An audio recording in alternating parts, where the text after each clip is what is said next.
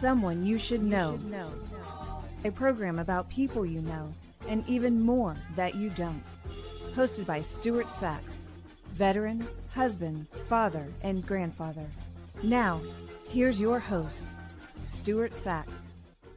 Well, hello again, and welcome to another episode of Someone You Should Know. Very glad that you decided to spend a little time with us and share in the conversation that I'm going to be having with our guest today. And we are brought to you by the networking diva. That's our good friend, Christine Dean. You know, if you have a website and a social media presence, and you say to yourself, you know, I'm just not quite getting what I want out of it, you need to reach out to Christine Dean, because she can look at your site, your marketing plans, where you are within the scheme of things in social media, and tell you honestly, hey, everything looks good, or how about if we just tweak it this way or that way? She can help in so many ways. It would take me an hour to just go over all of them. So the best thing to do is to reach out to Christine Dean for a free consultation and talk about your presence on the website. And I'll reach out to her, Christine Dean, who is thenetworkingdiva.com.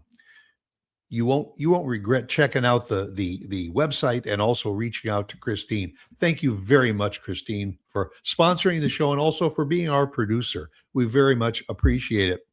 Well, today we're going to be carrying on a conversation with someone who is very deeply connected into the financial industry, but it wasn't always that way in his life. So we're going to have two sides of my guest today. So I welcome Jan Ackley to the show and very much appreciate you taking the time to be with us.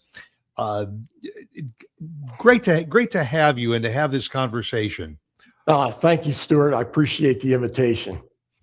I'm going to really probably start backwards instead of going chronological. I'm going to talk a little bit about what you are doing now and what got you into the financial industry. What was your calling and how did you decide to do it? And what avenues are you into now?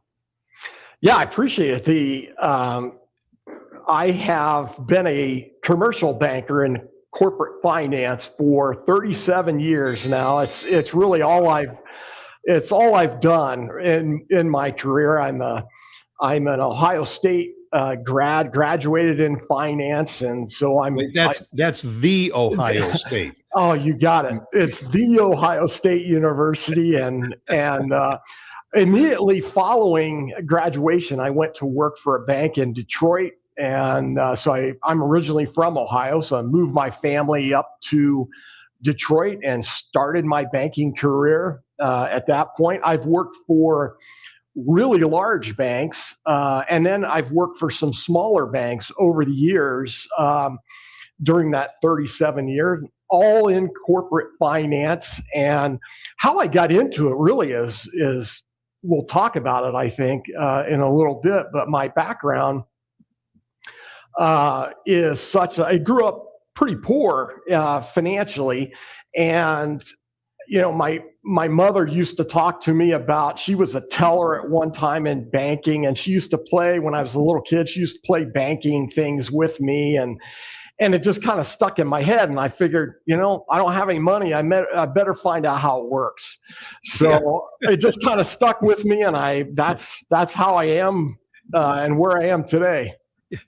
Mom, tell me more about this deposit side rather than the withdrawal. That's right. But obviously 37 years in banking, you have probably seen an awful lot of changes from 37 years ago. We went through several dips in our economy that were really tough on the financial industry. Certainly COVID put a damper on people being able to get to their banking. And what kind of changes have you seen over the years, and have we always really been able to bounce back from the downsides? Yeah, so banking has changed over many years. I remember when I started in banking, there wasn't email. Everything was manual. And so from that to today, where speed is much faster in banking, the speed of decisions, the speed of the workflow is totally different than when I was young. And so you have to be quick, you have to be a good thinker, and to keep up with everything. But there are AI tools now to help with things that are coming online. I have seen a lot of things. Like when I talk to people, there's probably nothing in corporate banking that I haven't seen in over all of the years, including, as you mentioned, recessions and things like that. And we always recover from that, but it's painful when you're in it. Sure. Just know that it eventually will come out of it. And I've seen that over the years. And one of the things in banking, the type of banking that I do is working with companies that aren't, these massive Fortune 500 companies. I work with companies that, are privately owned, started by, a family or so on, and then they grow it. And so I've helped them over the years, many different companies, just weather the storm of recessions.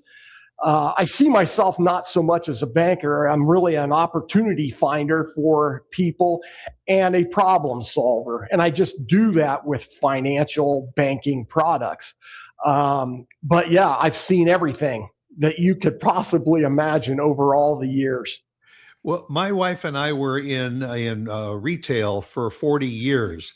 And I will tell you that we relied on our banker as a partner in our business. And that's Yes. the way the relationship with your banker should be, because it was our banker that said, let's set you up with a line of credit, because if we were to go into the market and we needed to buy for the next season, because we were in the women's ready-to-wear business, we were already always buying 6 months in advance. So sometimes we would have to rely on a little bit of extra financial help in order to go into the market, because it was going to be a while before we would see a return on that investment. I wonder if people, either individuals or people who are mama papa operations, understand the importance of that relationship with their banker. Yeah, the point you just made is a tremendous point. I tell everybody that I talk to, even if you're a college student or a young person, go to a bank that you want to go to, and then become friends with the branch manager, the loan officer. Maybe every 3 months, go in to shake their hand and take them some donuts. That relationship will be so important at some point as you continue to grow in your life, where they know you, they trust you, Right. They know your business, they know your personal financial situation. And so when you need them, it's much better to go in to see a friend than it is to go see a stranger at a bank that doesn't know anything about you. So the relationship, a bank is all about relationships with its customers, and the customers can facilitate that immensely.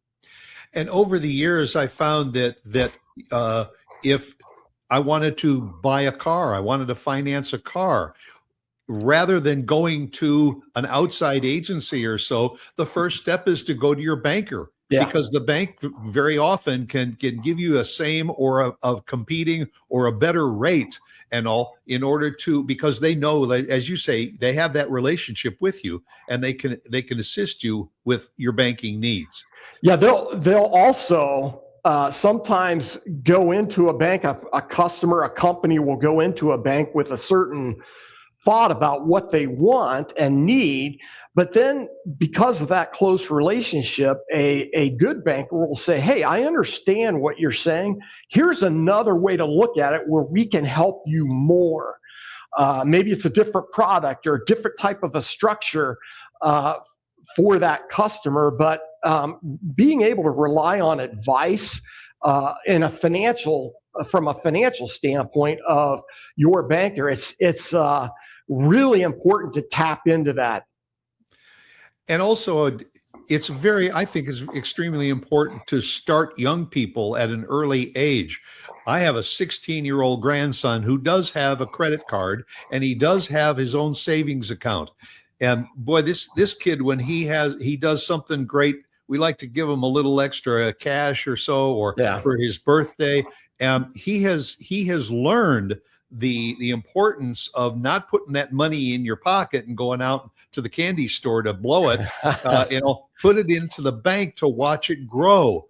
And he, at a young age, knows I can leave the principal in the bank, and the interest that I'm earning, maybe I'll take that and use that to run to the candy store. Oh, now to put gas in the tank. Exactly right. It's convincing young people to kind of hang on to their money is not easy nowadays. Right. But having them recognize that it's also really cool to see your money grow, and you can see it anytime you want. Go online and look at your money sitting there. And so it's very important to teach those things. I do think that it's very lacking nowadays of financial literacy in our society. There's many people that if you start talking about money and banking and how do you manage your own personal finances, they just don't understand. And so, more schools should teach that. I do my best to talk about this a lot with people, especially young people, but it's very important, and because your life will go much easier if you manage early your personal finances, no matter how small it is. If you're a young person, if you just stick with it, your life will become more secure as you get older. Well, and what you just said about when you start to talk to people about finances and about investing, about saving, using money market accounts, and all, they get confused. Yeah, right. That is the reason in itself to have a relationship with a banker. Yeah. Because when you are confused, then the banker says, "Don't worry about it. I got your back. Let's lay out a plan." Yes. You're putting money into a simple savings account. How about if we shift some of that every month into a higher interest account, a money market or so? And those vehicles are out there. Those are things that we didn't have early in our careers. Heck, I just became a Zelle user. I didn't realize that I didn't have to take my checkbook out and write the check to pay somebody back and put it in an envelope and that stamp to mail. I can use an app on my phone. And okay, I owe you $40. Here it is. Yeah, and they got it within a matter of minutes. Yeah, that's right. And it goes back to our original conversation on changes in banking. Yes. Having a bank, having a branch, it was very important back in the day. Now, and this goes back to young people, and even not so young people, they rarely walk into a branch anymore. They have their paycheck automatically electronically deposited. They move money around from their phone on their bank accounts. And so there's a lot of ease in using money and moving it around in financial products, but you just got to understand what that means for your future and where are you putting your money. And a lot of these larger banks and not so large banks, if you go in there and talk to them, they will tell you, hey, if you do these things, they'll map out a plan. Here's where you're going to be when you're 25, when you're 35, when you're 45, and you can just see, if I do these things, this is where I'm going to be in the future. And it's very important visually to see that. And so that's easily done by bankers. And in the corporate world, they have a relationship with their banks and have a lot of this taken care of. But is it fair to say that the small individual person can have that same kind of a relationship with a bank? And also, a double-sided question to you is it advantageous for you to find that maybe local or regional smaller bank rather than going with the big names? Yeah. It's, you choose a bank. Banks, I say this a lot, banks are all different. And a lot of people kind of look at me funny when I say that, because they say a bank is a bank is a bank, and it's not. There are some banks, very large banks, they have you typically have a broad branch network. They have the latest tools, electronic tools to do things. If you're a large company and you need large loan products, that's where you would go. If you're more into the really personal type of service, you can go to a smaller bank who can deliver the same thing that you're talking about, map out a plan for a younger person. They see that younger person as a customer. If I as a bank treat that young person well, they're going to be my customer for many years, and they're going to be more wealthy in 20 years or 30 years, and they're going to be with me. I agree. And so as you're choosing a bank, look for that. What kind of service are you looking for? And smaller banks tend to give you really personalized service. And if you need an auto loan, or you're starting a really small company, you're right there you can be right there with the president of the bank and help make those decisions for you. So banks are all different. Some banks specialize in retail lending, some banks specialize in commercial lending. And so it's just finding that bank that fits you. Yeah, you have to do a little bit of homework. The small regional bank that I do most of my business with, for instance, I have a savings account. They will call me or text me or email me to let me know that the rate of interest is changing slightly, and if we lock it in today, you're good. You'll get an extra 0.5% or so. Right.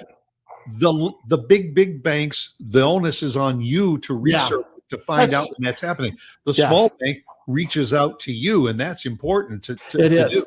That's that type of service. If you're a big company and you're looking at your financials, you're the CFO of that company, you're on top of that every day and you're communicating with your bank. But if you're just an average customer, you're looking for some small investments or car loans or things like that, you want somebody to help you, because not all the time the questions to ask.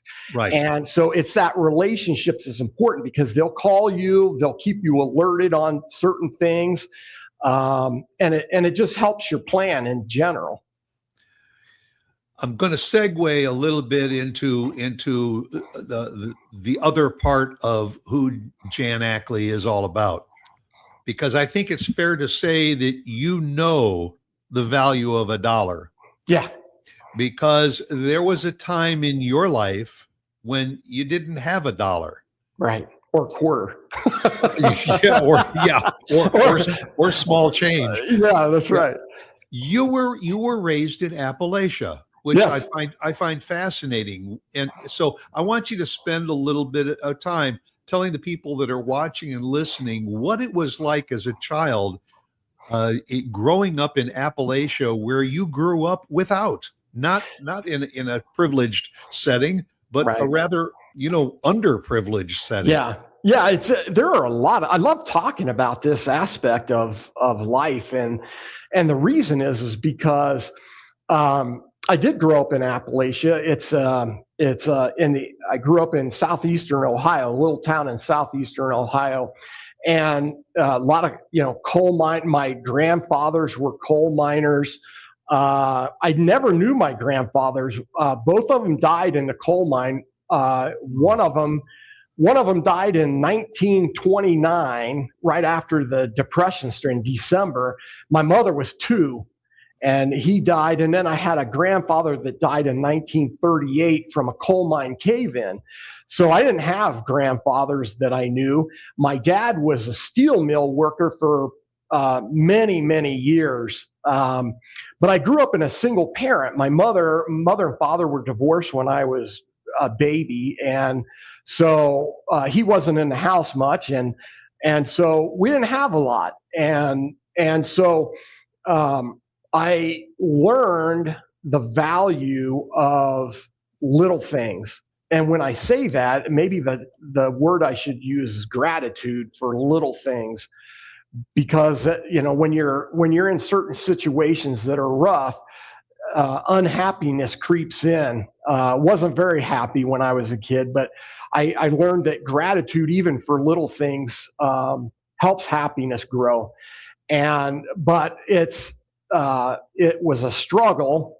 It had lasting implications as I grew from a child into my teenage years of no confidence. I didn't have any confidence whatsoever. And thinking that, and this was my ancestry really, is thinking that you're only going to be, there's society levels and you're down here and that's where you're going to stay. You have no business being really any higher, and nobody Breaking out, yeah. Breaking out. Nobody could teach me that. And so I grew up with that until, when I was in high school, like junior, senior in high school, started to overcome that. And ended up, I know you're a veteran, I ended up going into the military when I was in high school as a senior. And that was tremendous for me. Absolutely tremendous. I learned discipline. I developed confidence in the military, and it really launched and corrected a lot of things that were in my head that were wrong, or assumptions I had in my head that were wrong. And I could see a future if I just keep plugging away. I'm going to change the course of my life. You were able to see the other side of Yes. of life, and was it your and thank you very much for your service.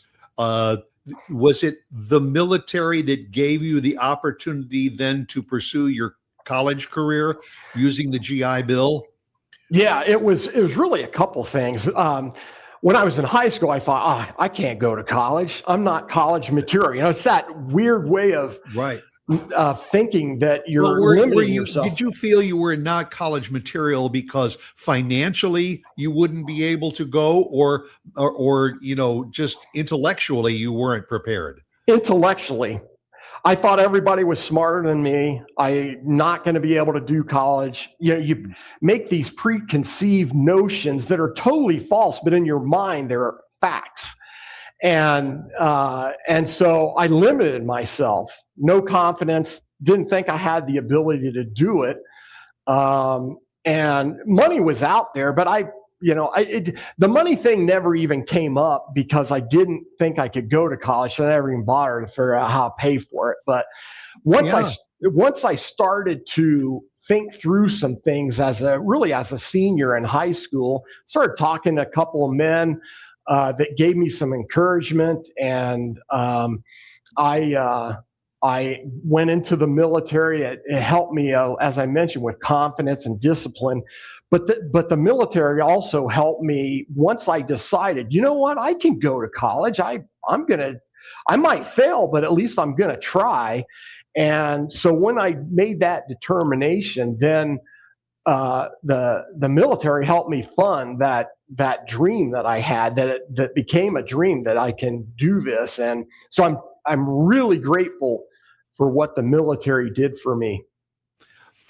Now, where was that point in your life? Now you realize I'm getting out of the military and I can use this GI Bill.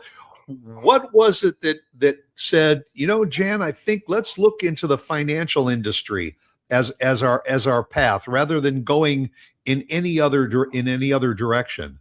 Yeah, I think it comes back to what we talked about earlier. I didn't know anything about money. I didn't know anything about financing. I didn't know anything about that. I was very lacking in math skills. I didn't take any math or very little math in high school because I didn't think I could do it. Yeah. But I thought, I just want to be able to understand economics and math and finances in general. And so I applied to Ohio State, and I got declined. Naturally, got declined. Right. I mean, I don't think Ohio State could have sent that declination letter out any faster than they did, but they gave me an opportunity to take remedial classes at a branch campus of Ohio State. Wasn't allowed on the main campus. And so I did that. I didn't get any credit for it. I had to take remedial English, math, and all of that stuff. But it was good for me to go through it. They said, if you can do this for a year, then we'll reconsider and let you on the main campus. And that's what happened. And it was, learning about economics and finance was very interesting to me. You know, the picture you just painted reminded me of probably one of my favorite movies, and that's Rudy. Oh, yes. You know, about who he wanted Notre Dame more than anything, and he didn't have the grades for it. So he went to, to the St. Mary's in order to move it. So, I mean, it's very, very similar to the path that you took. And growing up poor in Appalachia, I mean, it probably gave you an advantage having experienced adversity in order to go into finance and in order to be able to help people lift themselves out of a similar situation. And is that maybe an advantage that you had over somebody who maybe came from a very well-to-do family that also went into finance? Oh yeah, I wouldn't trade the hardships that I had as a young person for anything. The lessons, many times the most valuable lessons that a person will learn in their life is when they go through a hardship and they overcome it.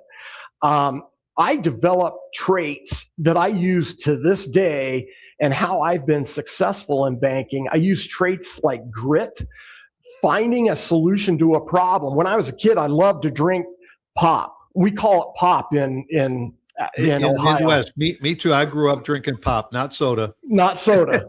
So if I wanted to have a pop, I'd have to go around and find bottles, and I'd go cash them in and get. So there was always something in my head about, hey, if I want this, I have to go get it and figure it out and things like that. And it was on simple things, but it taught me the trait of you find your solutions. You do not shy away from hardship. You do not shy away from things from doing hard things. I talk about this all the time. You have to do hard things. And a lot of young people, they shy away. If it makes them uncomfortable, a lot of them won't face that. And it's the opposite. When you face something that's hard, for me, it was confidence. It was learning math. It was going to college. I was stepping into something in a world, my whole world, historically, my ancestors had never stepped in, and into the unknown. And I overcame that. And the more I did that, the better my life went. So I made myself do hard things. And mentally, my brain got used to that, and confidence built where, hey, Jan, you can do anything. That if you work hard enough, you can move your life forward. And that's what I've been doing ever since. Did you have siblings growing up? Yeah, I have it's kind of funny. I have, I'm the youngest of three, but I have an older sister and an older brother, and we're all 1 year apart. So we're almost like triplets. We're just 1 year apart, and we all grew up close together and overcoming, the things that we were trying to overcome.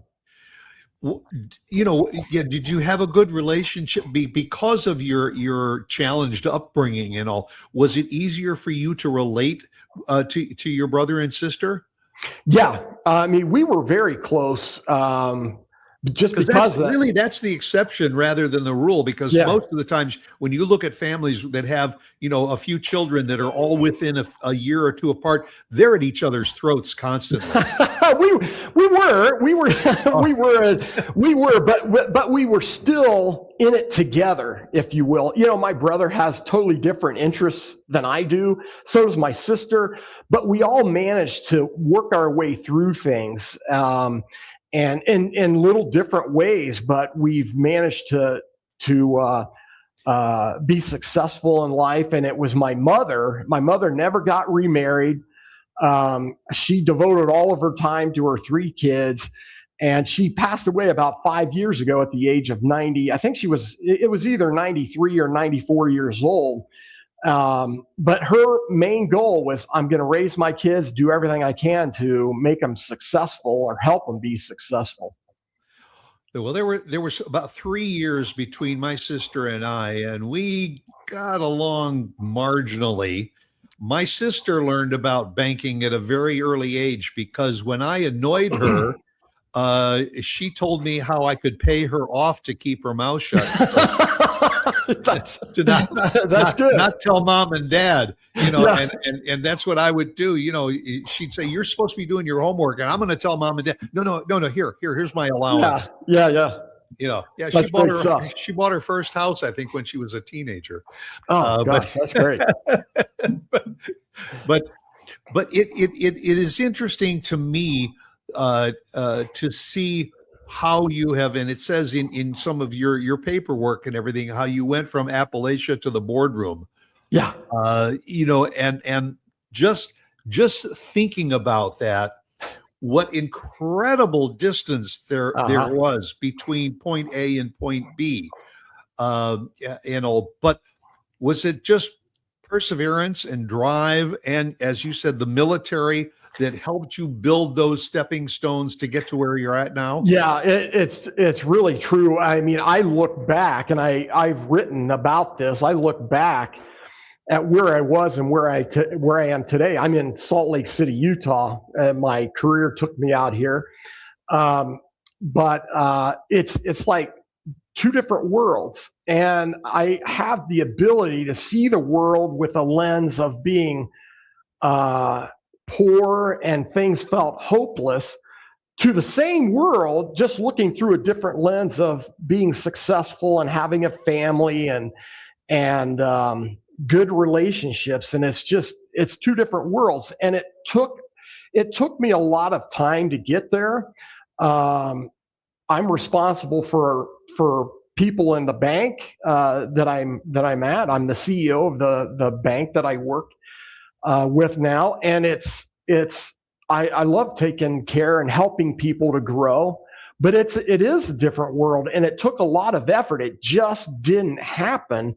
It was a methodical plan that I had in my mind of things that I had to overcome, and making good decisions.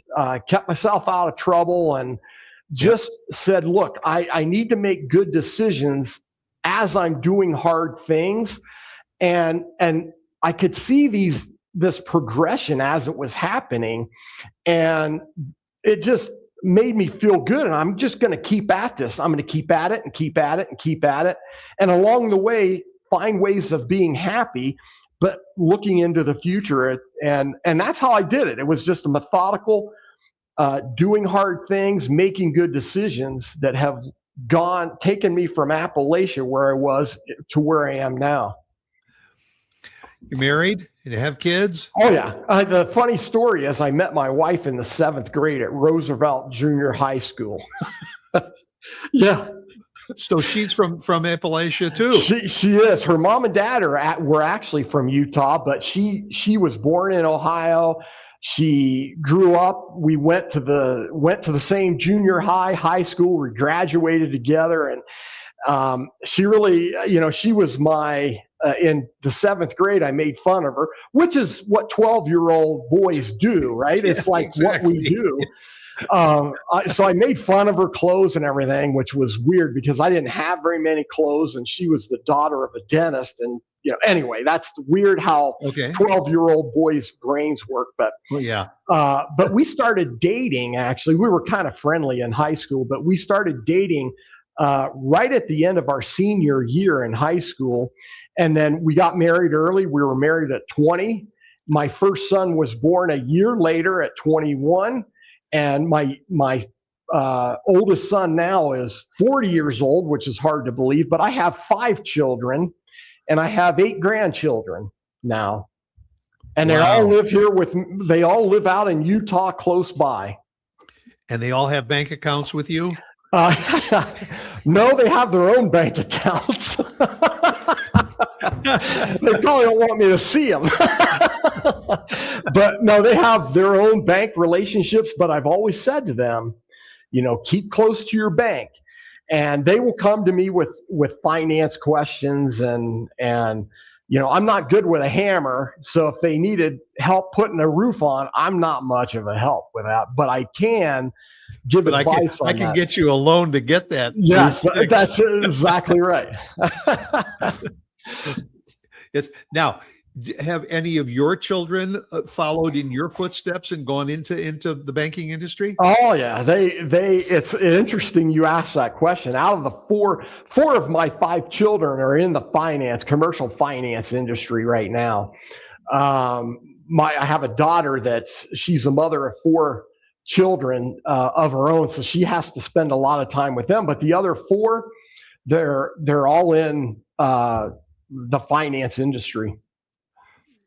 So when you're not, playing with numbers and running a bank and taking care of people and all, what do you like to do in your spare time? Well, it's I found that I love to write. I wrote a book about all this that we're talking about, and it's on Amazon. Searching for Change? Searching for Change. I found it took me 11 years to write the thing because I didn't have a lot of time, but also I wasn't a writer.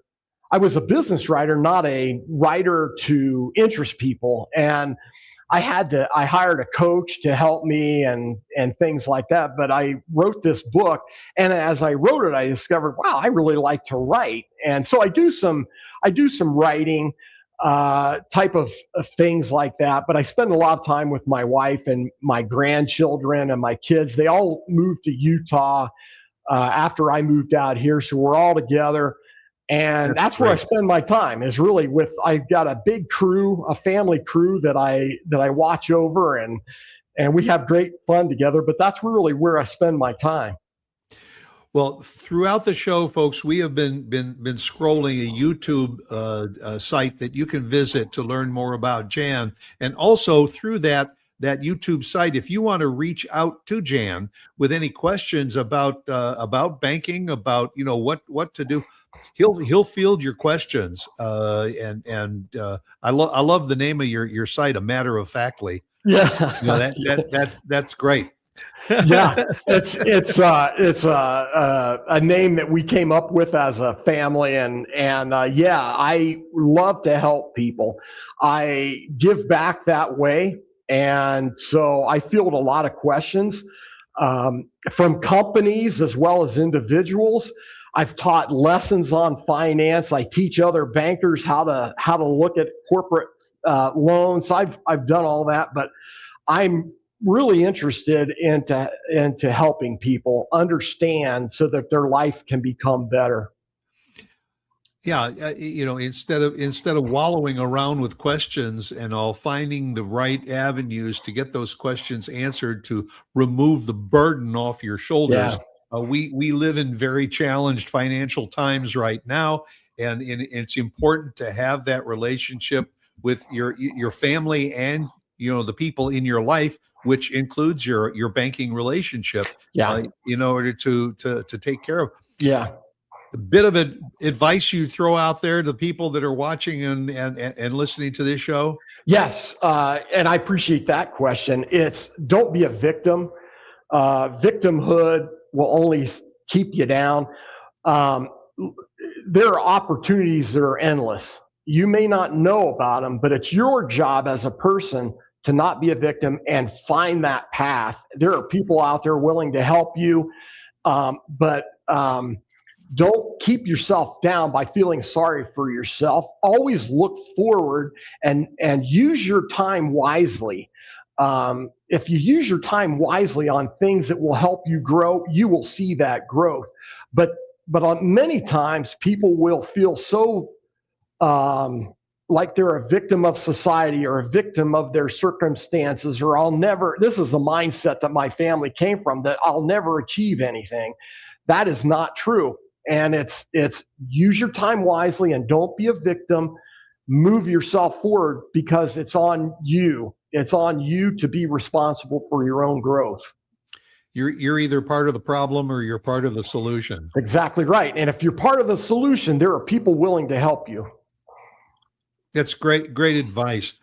Jan, thank you very, very much for taking the time to be with me. I end my show every week with Oscar Wilde.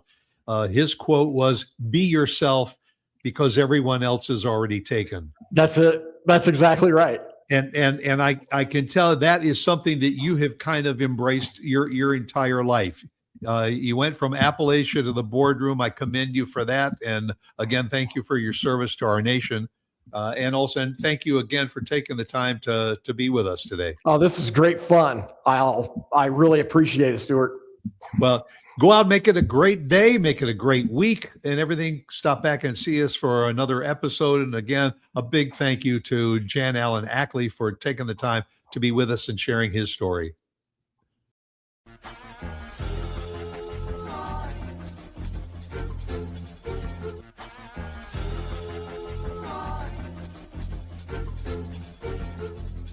Someone you should know.